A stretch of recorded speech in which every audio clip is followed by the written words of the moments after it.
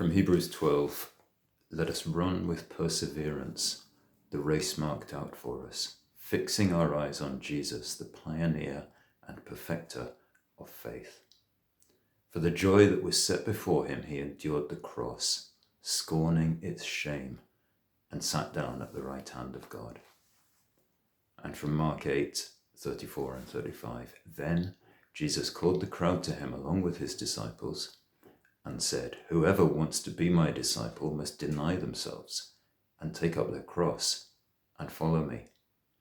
For whoever wants to save their life will lose it, but whoever loses their life for me and for the gospel will save it. When I go to Ghana, my hosts sometimes talk about the sacrifices I've made to be with them, but I don't see it that way at all.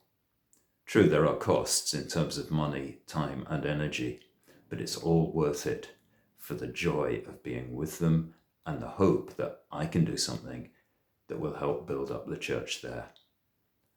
I believe that is why God took me there in the first place. There are no sacrifices here for me, only investments.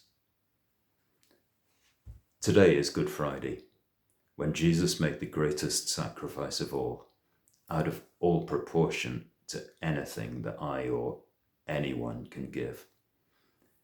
And it is because of his sacrifice that I am here, because of his sacrifice that I can do whatever he calls me to do in Ghana, in Dundee, or wherever he leads. But Good Friday and the cross lead to Easter Sunday and the resurrection, showing that his great sacrifice was also the greatest investment of all. For the joy that was set before him, he endured the cross. For the joy of his Father's pleasure, for the joy of bringing salvation to many, Jesus endured the cross. He died that we may live abundantly and eternally, not that we might live easily. He calls us to follow him in the way of the cross. For me, this means a lot more than a 3-week trip to Ghana every year or two. It means he calls me to give every minute of my life to following him, giving up all I want to do or get for myself, because that's the only way to receive all that he wants to give me.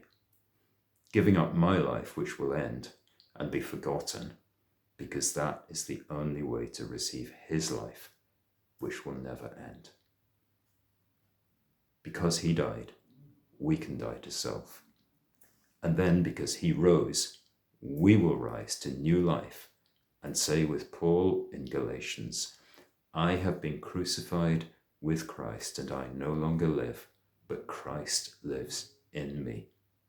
The life I now live in the body, I live by faith in the Son of God who loved me and gave himself for me.